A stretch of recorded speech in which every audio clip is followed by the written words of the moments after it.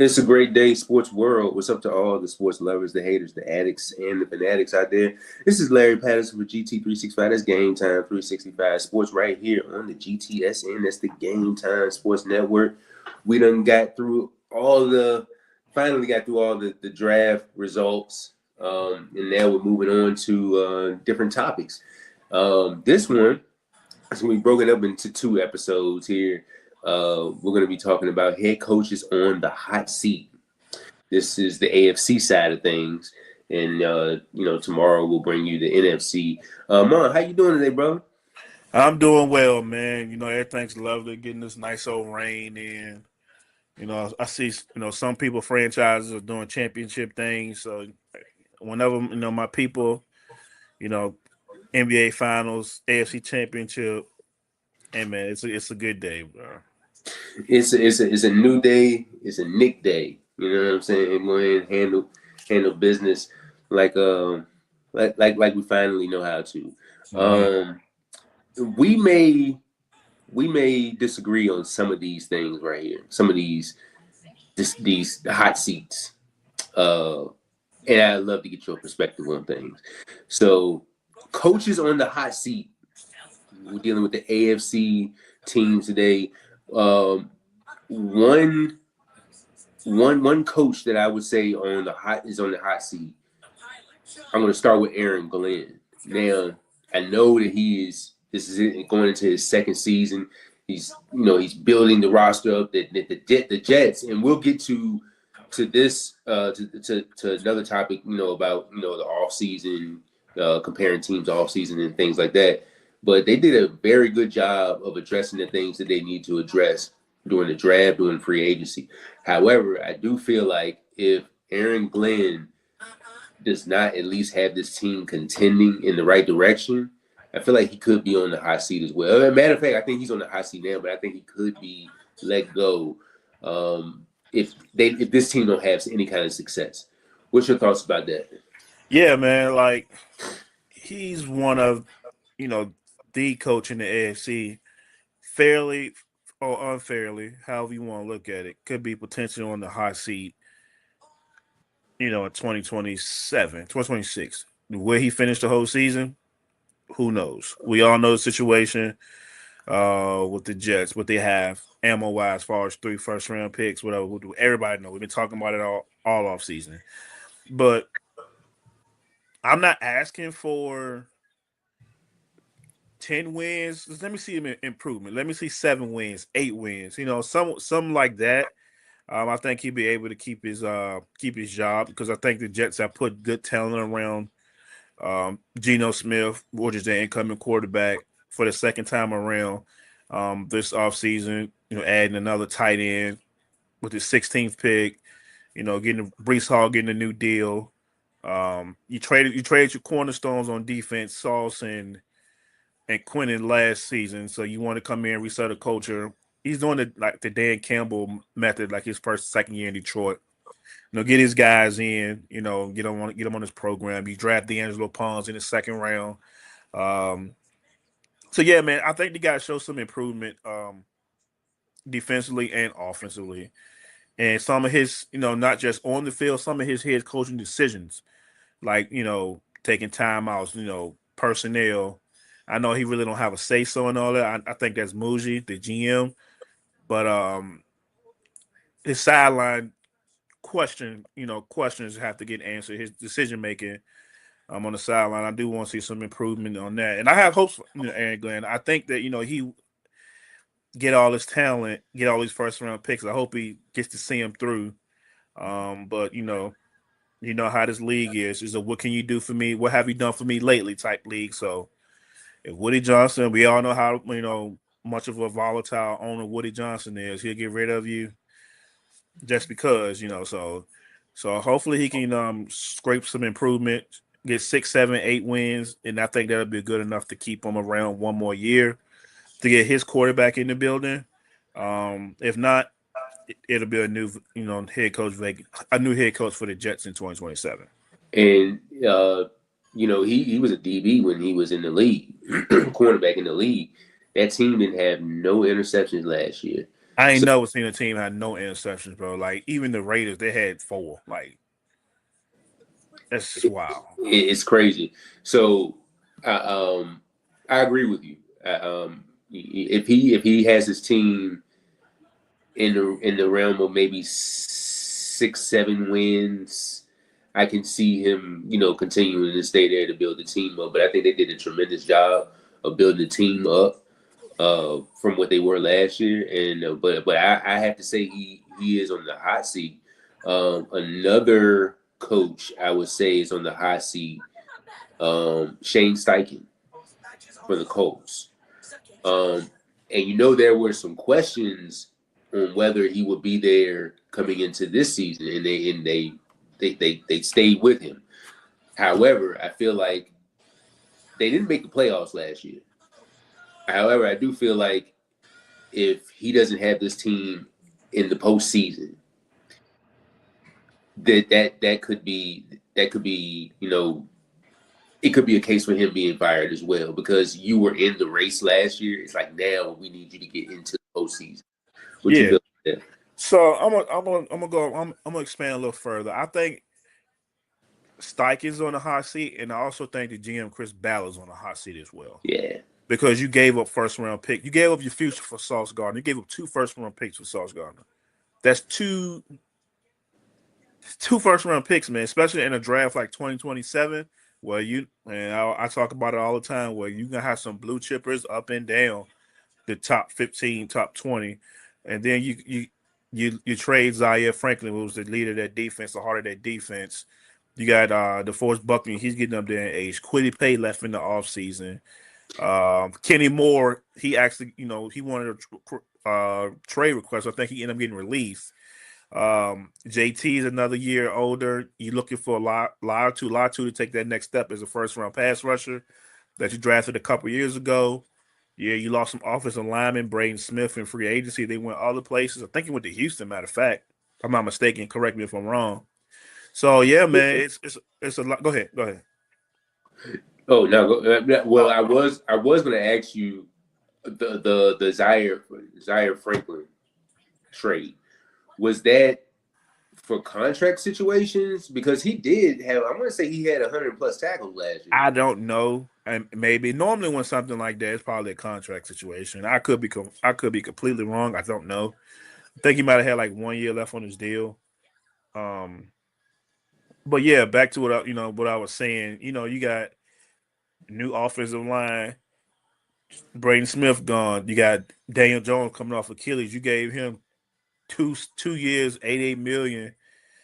You lose Michael Pittman. You trade him to the Pittsburgh Steelers, which is a good pickup for them. So you trade A.D. Mitchell that dropped the ball in the end zone for you year before last. You trade him to the Jets. So, this draft was critical. They had a nice draft, but hey, are these draft picks this year going to play well enough to, keep Steichen, have his job, and Chris Ballard as well? It remains to be seen. So I do definitely agree that, those two are on the hot seat, and we know that the Colts have new ownership. The girls have took over, since their dad's passing. So they might be looking to, hey, if 2026 doesn't work out in their favor, they might be looking to go in another direction. So that's one team that I will be keeping my eye on in the AFC South. Like, I know they started out hot last year, but it was just so disappointing. It was scorching. It was scorching hot. And they was running through everybody.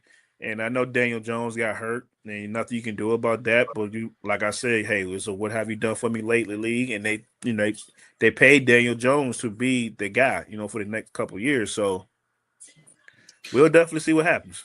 With as many quarterbacks as you have coming out next season in the draft, was that a wise decision for them to extend Daniel Jones for 2 years, right? 2 years, 88. I think 2 years, 88. I believe. Was that a decision? I mean, because he did show you of what he could be if everything in the system is around him that works properly. He did show flashes of improvement, but I'm still questioning, like, was that the right decision to do? That's all I'm saying. I'm gonna say yes, because we know, coaches is a year-to-year thing. And I think, if you want Daniel Jones right now gives you the best chance to keep your job going to 2027 or and beyond, instead of waiting on a rookie to come in 2027 to be that guy. And I feel like if he wanted to extend his shelf life as a head coach, you had to sign Daniel Jones. You had to take like a risk. I'm pretty sure they got some clauses in the contract that say, well, hey, well, if you X, Y, and Z, we can get out or whatever the case may be. But I'm choosing a veteran that have been there, got a couple playoff games on his belt, started off hot over a rookie coming in that we don't know what we're really going to get yet. So because all we know is when they clean, because what's going to happen for sure if they do clean house this year, it's going to be a new head coach and a rookie quarterback for sure in Indy next year. So I think it was a wise decision for them to get some steadiness at the quarterback position for this team, and then you see where the chips fall at the end of the year. And if you can make a push for the playoff race, okay, you got one more year to make sure, one more year of coaching and Daniel Jones being your quarterback. And if it don't work, you're starting scratch, and you really don't have, no big money besides JT on the offensive side of the ball. And you can get a quarterback on the rookie contract and build like every other team doing in the league now. Zach Taylor is another head coach that I would say is on the hot seat if this Bengals team doesn't get to the playoffs. They're 3 years removed from their last playoff appearance, I want to say. 2021, I think, was the last time they made it. Maybe not. Maybe 2 or 3 years. 22, maybe. Yeah, you might be right. 22, because they beat the Bills in that snow game. Okay, there you go. Yeah, so I think it's 2022. They haven't been there since then, and they always start out really slow. Last year, I think they won their first game, but years prior to that, they always lose bad. Yeah. Is it fair to say that if the Bengals don't get to the playoffs this season, that he could be in for his job? Once again, I'm gonna go back to saying this again. Yes, his job will be on the line. The whole state of Ohio is going to have their breath held, because we know what's going to happen. If they have a bad season where they win 6 games, pick it in the top 10 again, number 9 is going to say, "Hey, get me out of here." I think he's towards ACL his rookie year. He's battled minor knick-knack injuries, and they've put all that money on the offensive side of the ball, and the defense has lived up to its peak, its potential with Lou Anarumo. He's gone there. He's in Indy.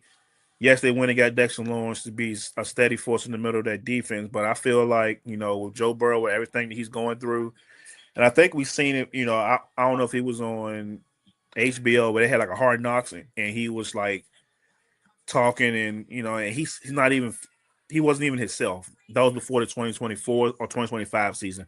One of the two, I can't remember. But, yeah, man, I mean, they have the weapons in place to get it done. But, sometimes it just falls short, and sometimes you need to change the scenery. So I do say I agree with you, and I think you may agree with me as well. As Zach Taylor, he's probably going to be on the hot seat or gone if they don't make a deep playoff push next year. Because you have a top 5 – Joe Burrow's still top 5 in my opinion, quarterback in the league, and you just can't let his years go to waste. And hey, somebody may be in the sweepstakes for him. Maybe the previous team we talked about, the Jets may be in that sweepstakes. They got the ammo to do it if they really want to, so we'll definitely see. And I think I remember what you're talking about when he was. It didn't sound too comfortable. Remember, he was playing the piano, and he was just like, I'm like, man, Joe checking out, man. So he just wasn't happy, and plus you got to factor in as many times as he's getting hit. Plus his team's not winning as well. The defense is not playing well, like you said. They did a good job of addressing the defense, picking up Dexter Lawrence and drafting Cassius Howell in the draft, picking up other draft picks as well that we touched on our other episodes, and we'll get to them later on in the summer before the season kicks off. But I think they made significant improvements on their defense to help him out. But it didn't sound good when like you said, that the piano was playing, and it just sounded like depression. And my guy wants to win, so I do think that if they don't get to the postseason, that's the standard. It's no more race to the postseason, no more. It's got to be the postseason because you were in the Super Bowl in 2021. That was very unexpected. So if that doesn't happen, like you said, I think that'll be a situation for Zach Taylor and Joe Burrow to be out. Joe Burrow probably requesting a trade and whatnot.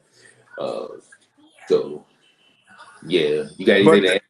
Yeah, but then again, on the flip side, I'm gonna play devil's advocate.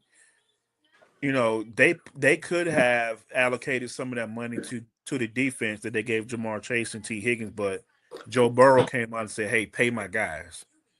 That money could have went there. So I mean, I understand that you want to win, but we all know you got to have a roster on both sides of the ball that are you got to have a balanced roster. You can't have a Ferrari on offense and have a 72 whatever on defense. You can't have a broken down Honda with 300,000 miles on defense and expect it to be in being dog fights every week, and they're not going to beat a Pittsburgh Steelers team or a Baltimore Ravens team that can score 40 points every week. It just don't work like that. So I see it both ways, but hey, Zach Taylor, you really ain't did nothing since the Super Bowl year, and we gave you grace on that because nobody expect you to be in the Super Bowl. So I think this is it for him. And I think Mike Brown, the owner, and them, they finally realized, hey, we got to make a change with his cheap self, make a change if nothing else happens.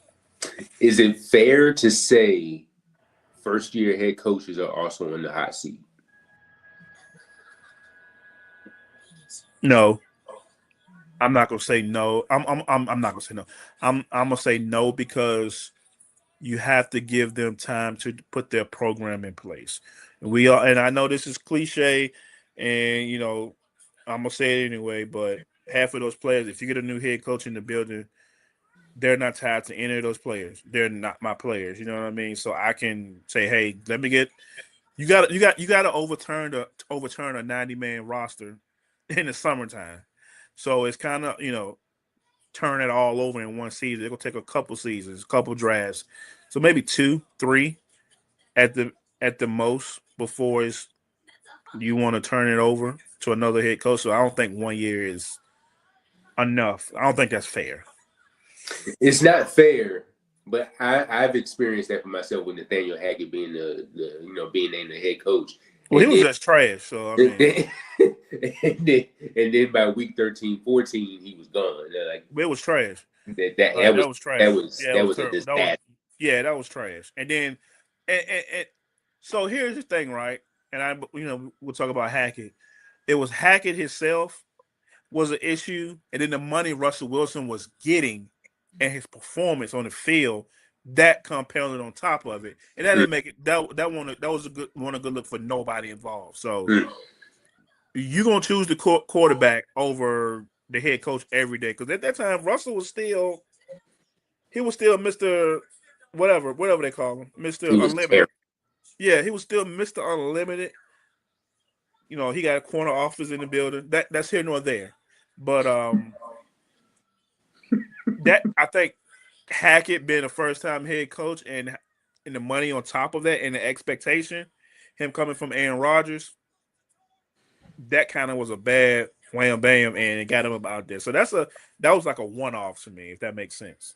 Yeah, and these coaches are not on the hot seat that I'm about to name. They're not on the hot seat because obviously they're in their first season. But I feel like these owners are in a microwave. This is a microwave society where hey, we got to win now, and if you're not putting us in a position to win now, then we need to find the next head coach to put us there. So, like the Bills. This is not to say that who's the Bills head coach? Brady. Joe Brady. Joe Brady is not on the hot seat, but I feel like he's been the offensive coordinator there for quite some time. You got Sean McDermott, a coach who put this team in the position that they were in for the last few years. He got them there, and then you ship him out just based on this last season's results. I feel like if Joe Brady's there and they don't have a successful season, could he get another year there? Probably two. He could probably get another year there, but I wouldn't be surprised if that team didn't perform to the expectations that he will be gone the next season. I don't see that. I mean, of course, because Josh Allen is Josh Allen. You know what I'm saying? And he's going to put his team in the best position to win. But with head coaches like him now, that's been in that building for a while, another first year head coach with the guy from at Miami, Jeff Hafley. Another first year head coach and Robert Saleh, who's been a head coach in this league. I would go along to say that, and then your boy Clint Kubiak. If these teams don't play to the expectations of what the owners want, I feel like there could be a slim chance that they could be gone as well in their first season. That's very slim though. So before I address that, I want to say the only one that I thought got a raw deal was Gerard Mayo. Yeah. Politics. Yeah. But we all know what go on up there in the Northeast. He drafted Drake May. Let him see it through, But yes, but that's the only one I thought they got a raw deal. The only one.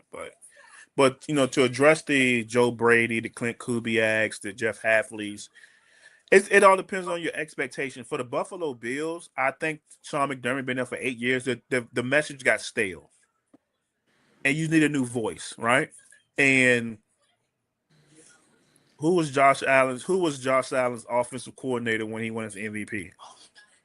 Joe Brady. It was Brady. Yeah. So that's automatic. Hey, once again, this goes to, hey, if you got a superstar quarterback, you're gonna pick that quarterback over the coach every day of the week, right? And who got the best out of Josh Allen? Joe Brady. So that's an easy transition. And the Sean McDermott thing, he came so close. The 13 seconds with Kansas City with Leslie Frazier, defensive coordinator, and I think it just was a time for a change, man. Even Brandon Beane, he not particularly draft well. Because if we sit there and if you want to look at the Bills draft classes in a vacuum, they wasn't really that great. Can you name off the top of your head one of his first round picks that's been that jumping off the screen? You went Ed Oliver. You went Greg Rousseau. So I say Kincaid probably been his only one that worth a poop. You got Keon coming in the second round, but that's not working now. So Brandon Beane's draft classes have been kind of lackluster as well. So he probably drafted in the second and third round pretty well. Probably, I could be wrong, but James Cook was a second round, right? James Cook was a second round pick. Yeah. So I mean, it just needed a new voice in Buffalo, and after that's just like who wore their welcome in the NBA. There was a coach for the longest time. And it was like, nah, man, we just got to move on. Like maybe like a Pat Riley with the Lakers or somebody like that that's been there for forever. Or not Tim Duncan, but Tom Thibodeau. Tom Thibodeau with the Knicks. You know what I'm saying? Or not Greg Popovich. You know how he been there so long. And it's not that he's not a great coach. It's just, hey, the message maybe have got stale, and you need to get some new blood in there. That's why he turned over to Mitch Johnson a couple years ago. Plus he was going through. I think he's going through a little health. Yeah. So that that on top, and then with the Jeff Hafley and the Dolphins, I don't think he's going to be a one and done because of the cap situation. He's cleaning up a mess. You got Tua's numbers, Tyreek's numbers.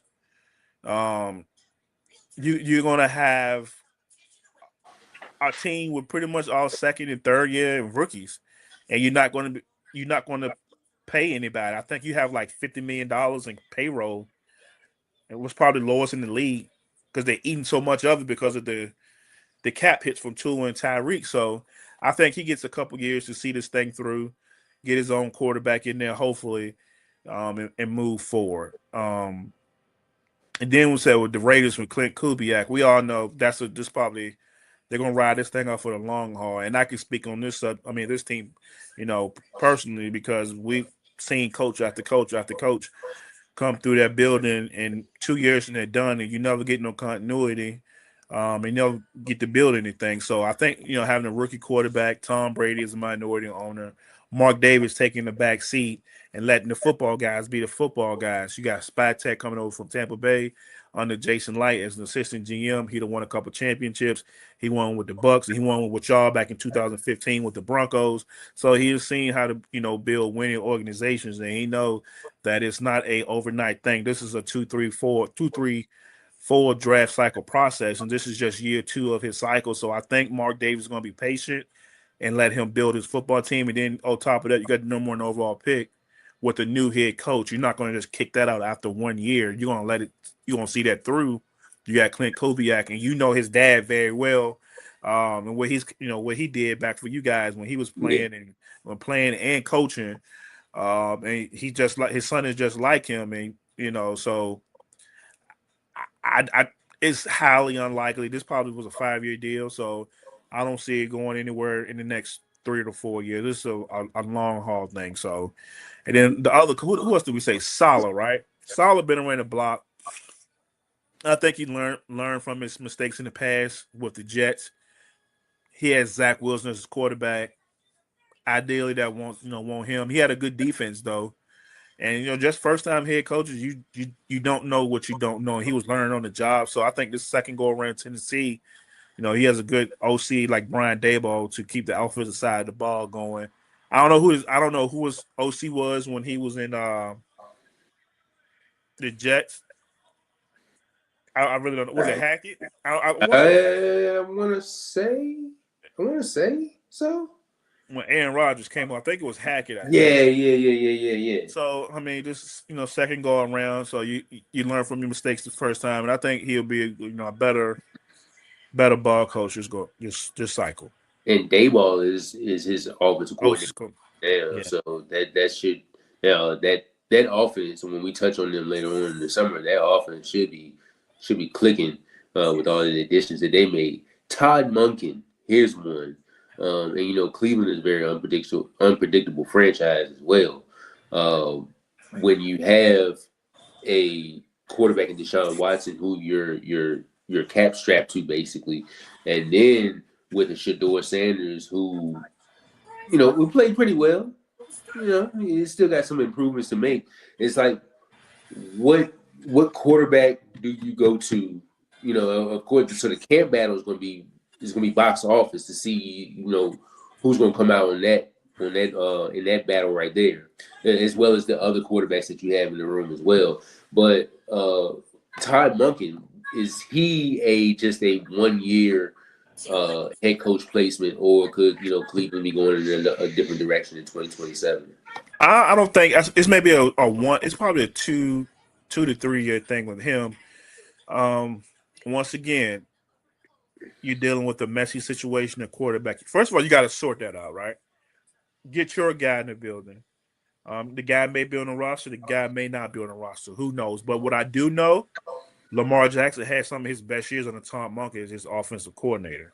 So that leads me to believe, hey, they're going to let him build this thing out the right way.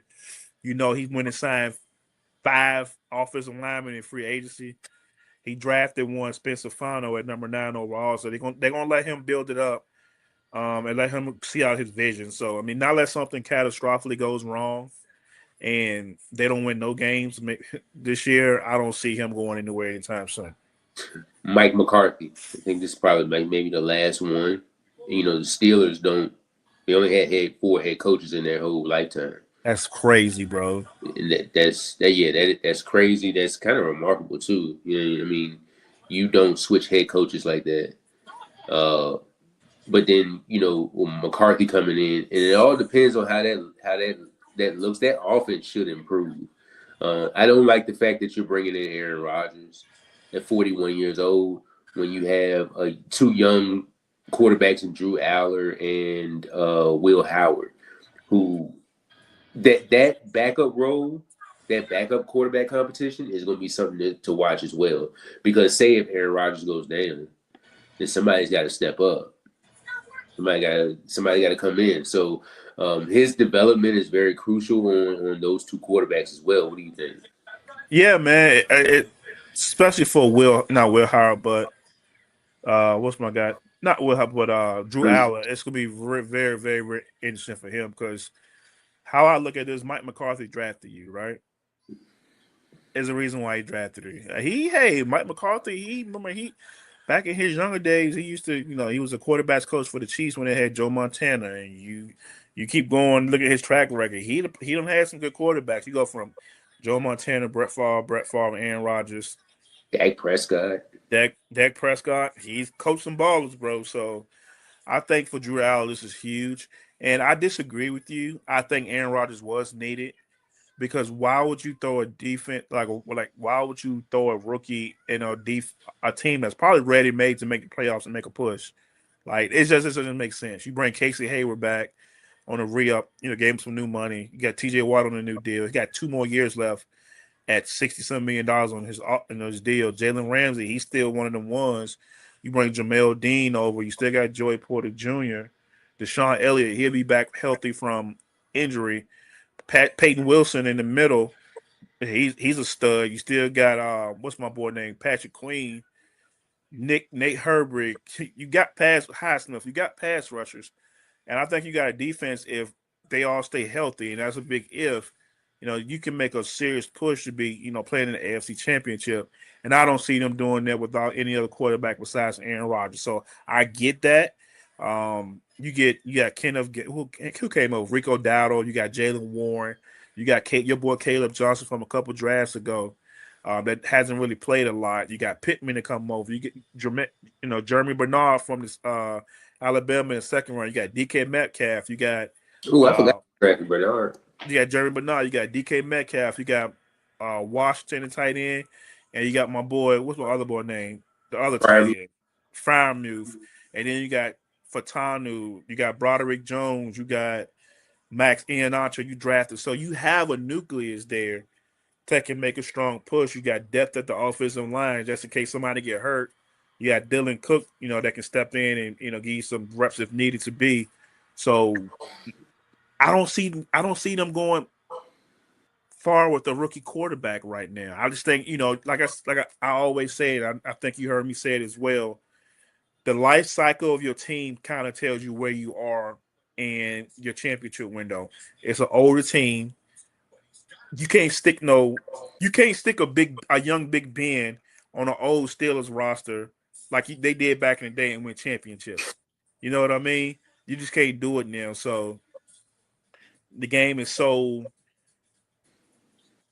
the development, once again, is not how it was 10, 15, 20 years ago. So you can't just pop a Will Howard or Drew Aller in there and expect them to give you the same results as a seasoned veteran Aaron Rodgers has been there, done that. Yes, his Super Bowl was 12 years ago, but he's a 4-time MVP. He done been in multiple NFC championships. He done made multiple big throws. Everybody know the Hail Mary that he threw in Arizona years ago. So he's capable of, being discount double check again if he need to. So I feel like, I know you say you wish it would have went with the younger guy, but I think Aaron Rodgers was the right fit for this last ride. And also he has history with Mike McCarthy, so that makes a whole lot of sense. Yeah. So like I was a little opposed to it. Like you was hating. I'm like, yeah. So I'm like, I understand the fact that you're going with Aaron Rodgers because he's got familiarity with McCarthy. They won a Super Bowl together. He's probably going to be the best choice for you if your team wants to win. But I'm also like, okay, this is last season, so you have to get this guy, one of those guys, both of them is ready as you possibly can. It's assuming that he just coming off 2 years ago. He tore his Achilles. So right, you're absolutely right. So I will say this kind of does like force their hand a little bit next year because who's going to be your quarterback? You know, you pigeonhole yourself like you have to take a quarterback next year.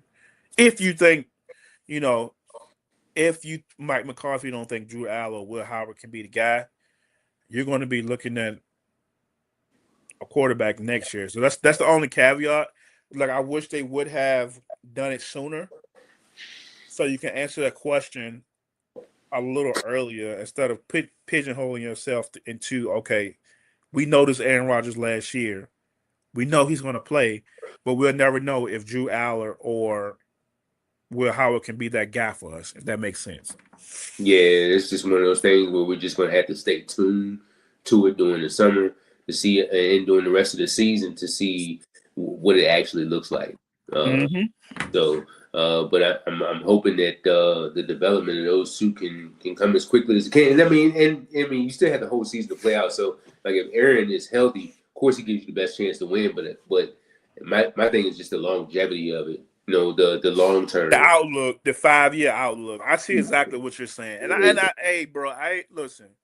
I ain't mad at you,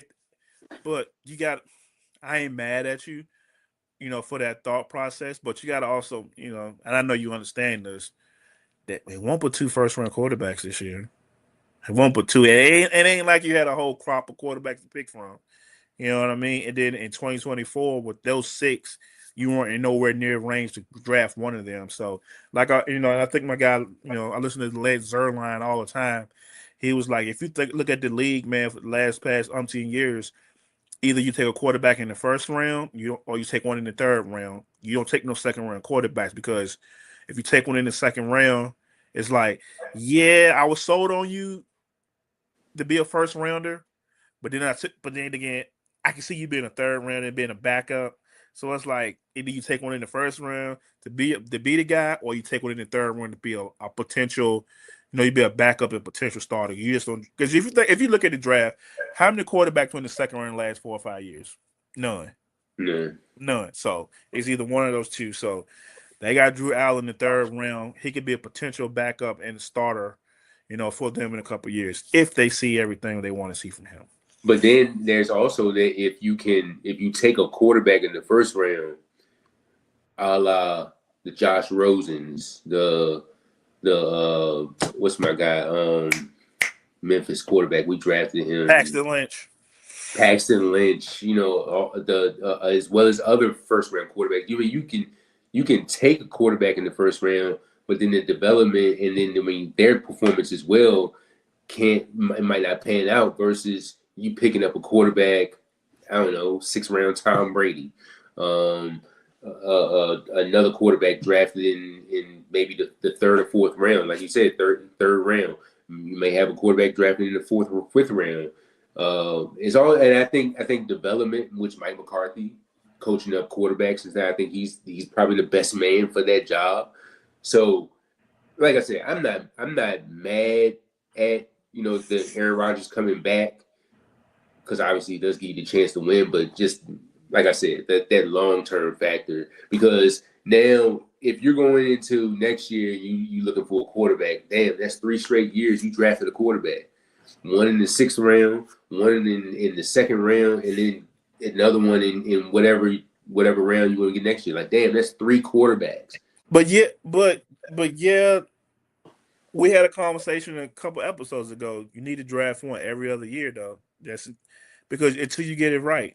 But you know, the old term says don't let good stop you from drafting great, because you never know. Don't let good get you from drafting great. Don't let it stop you. So, but as you can tell, and you know, to your point, back Josh Rosen back in 2019, we know the money is slotted there, so it's not like you're taking a major bump in salary if somebody don't work out. You know what I mean? So it's different, man. So like, if on average, half of the league is always looking for a quarterback the next year, half the league. So when you got that guy, you better hold on to him. And some people, it's hard to find that guy. You know what I mean? Yeah. It's hard to find. Look at us. Look at the Cardinals. Us. Yeah, look at the Cardinals, man. The Cowler had a nice little whatever, but they don't moved on. Look at the Titans. They trying to find something. They ain't had nothing in the building decent since what? Steve McNair? Really? Yeah, I mean, they had Tannehill. But he was a receiver at Texas A&M. He converted over, so whatever. Yeah. But it's hard to find those teams. It's hard to find that guy. So I mean, that's why you keep drafting them, bro. You keep drafting them. You keep drafting them, and pray that you hit on somebody in the third round or the fourth round, like a Dak Prescott, or a sixth round like Tom Brady, or Mr. Irrelevant like Brock Purdy. That right there, the Brock Purdy one was the ultimate draft ticket, bro. The ultimate draft ticket. Because how you hit on a 7th round quarterback, bro? How? He almost won 5 minutes later. He undrafted. He on the phone calling the agent, said, "Hey, what's the best place for me to succeed?" That's an ultimate ticket, bro. You just that's like one of them ones when the mega millions like Powerball like 380 million. And you the only one that got that ticket, but you don't want to let everybody know you got that ticket, because if the word get out that you got that ticket, then it's a mess. So it's like, so they struck and they hit with that. You know what I mean? So, and they look in the couple years before that, they gave up 3 firsts and something to go up to get Trey Lance, and where he at? He backing up Justin Herbert right now in LA. So you got to keep rolling them jokers in and out, bro, until you get it right. That's the reason why we love sports the way we do, because you just never know. You don't know, bro. Don't know. You don't know. You don't. Look at Jalen Hurts. They drafted Carson Wentz in 2016. Jalen Hurts get drafted in the 2nd round in 2020. One of them got an MVP. Carson Wentz. He out the league. One of them got, Super Bowl, and the face of Philly. 2nd round. 2nd round. You just don't know, bro. You got to keep got to keep drafting until you get them right, man. So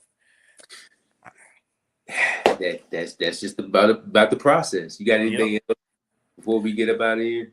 No, I don't, man. Thank you for everybody tuning in. I know OTAs is starting today. I know Vikings, Chiefs, Jaguars, a couple other teams started today. So hey, man, it's getting close, man. We're getting closer, one step closer to some real football. That's all I got.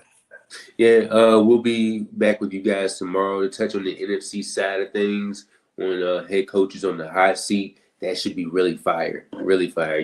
Touching on teams like Philly and the Giants. Commanders, a bunch of other teams in the NFC, man. So we'll be back with you guys tomorrow, and on behalf of my man and mine, until then.